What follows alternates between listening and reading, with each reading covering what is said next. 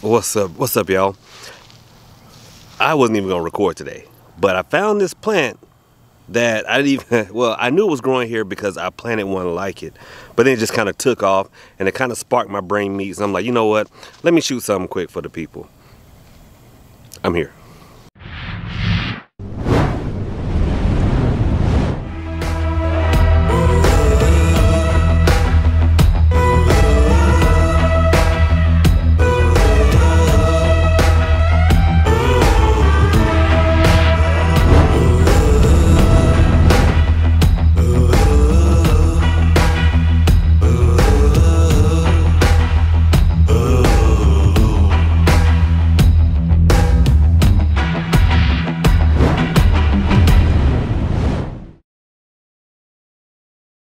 Behold, this is the day that the Lord hath made, and we shall rejoice and be glad in it. What's up, Broken Army?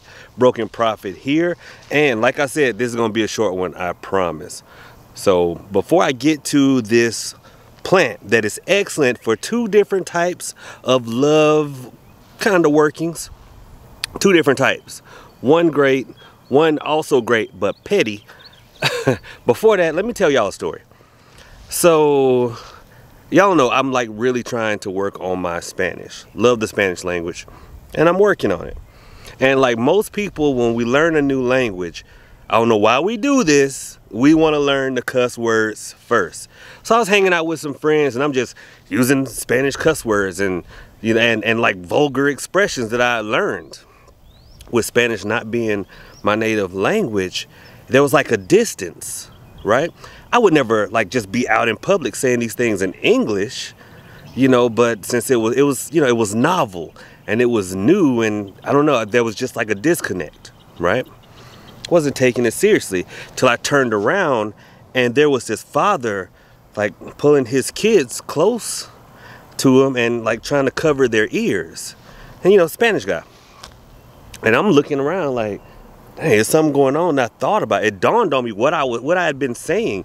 He was trying to protect them from me. I'm like, wow. So that's when it clicked. And I say that to say, a lot of you guys will ask me about hoodoo. Is it a closed tradition? And I see you asking that about other things like voodoo, palo, orisha. Are they closed traditions? And I'm like, we'll see what the ancestors say. But I get why people may not be as apt to welcome everyone in, because when something is new and is interesting, we don't know if you're going to be as respectful of the tradition as we are. Or are you going to act like I did when I was learning Spanish? There's an unintentional disconnect, and I see it out there. You know, you see like different videos on cryptids, and people talk about, say, for instance, the Wendigo. Sorry. And the reason I say sorry is because if you talk to the people who live in those areas, they like, there's this whole like mythos about those creatures that they, if you were to interview them, they'd even tell you, don't say the name. And even in voodoo, there are certain spirits whose names you don't say because you don't want to invite them to you. But people who read books, there's a disconnect. It's like you, I won't say you believe, but you want to believe. But since there's a disconnect, there's no sense of danger. It's kind of like when people go on vacation, you're not from there. So there's like this assumption of safety. So you'll go to a gas station, you'll walk around the hotel, and people who live there are looking at you like, oh no, do you know where you're walking? No, you don't. And since you don't know where you're walking, there's this disconnect. You just don't care because you're on vacation having fun, right? So guys, when you approach a new spirituality, a new tradition, excitement is great, but try to approach it from the point of view of the people who live it and treat it respectfully.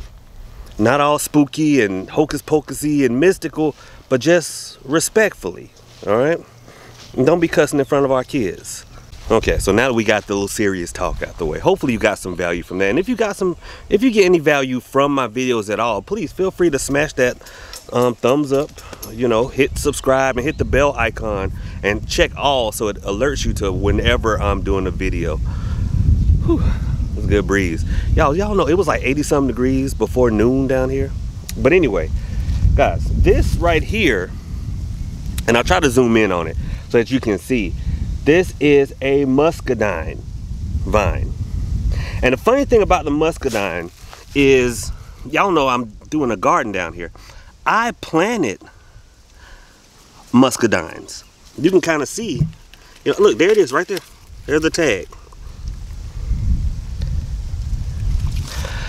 I planted muscadines because Mr. J told me that once upon a time, this patch of land, this Hoodoo 2.0, there were muscadines growing on this fence.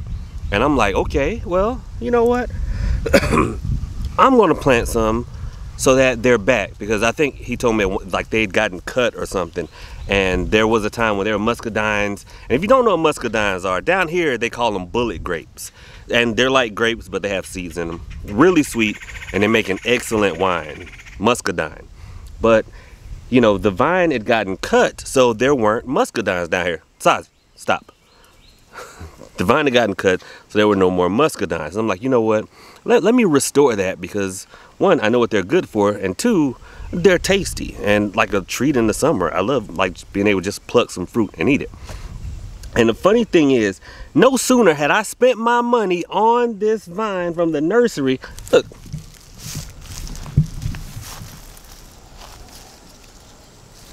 See, look, same leaves.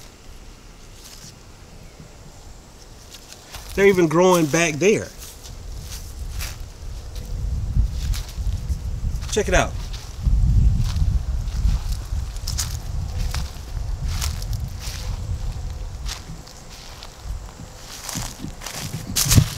They're growing everywhere, which is good. I started to dig mine back up and take it back to the nursery, get my money back. But anyway, so the reason I love the muscadine vine is because it is good for two types of workings. You know, it looks like it's a tree. It does have a very thin stalk, but it is more prolific as a vine. And with that being said, I'm gonna give y'all the petty working first. Since it is a vine, let me show y'all.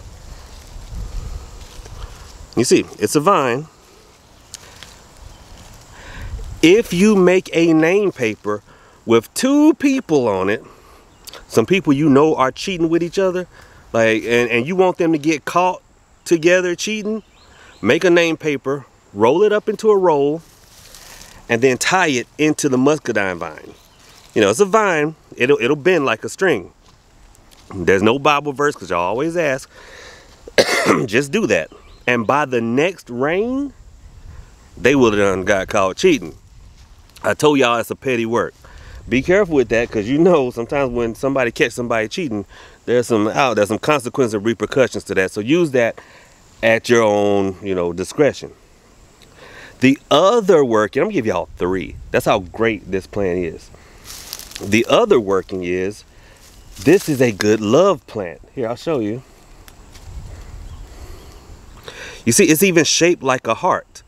So if it's growing and it is live, if you write the name of you and your beloved on the leaf, don't be tying it to a vine, but if you just write it on the leaf, y'all's love for each other will grow and proliferate and grow and proliferate. Now, the third working, which is kind of like a little secret of mine, if you keep like a section of vine with 3 leaves on it in your pocket, it will enhance your attractiveness. See, some of y'all out there like, dang, Prophet looking kind of good these last couple of videos. That's why. That's my little secret. That's why, But there you go, guys. 3 workings, 1 plant, short video. Guys, oh, and thank you, Rhonda, for your donation. Thank you, Rhonda. Thank you, Rhonda. Oh, Lord, let me stop. But anyway, short video. And man, I can't appreciate y'all enough. I'm still doing readings because people have been asking. Yes, I'm still doing readings. Feel free to go to the site, text the text line. And I've got some downloadable video on demands tutorials coming out. So stay tuned. All right. Appreciate you guys. Thank you for the love. Thank you for the support. Ooh, jiggle the camera. Anyway, Prophet out.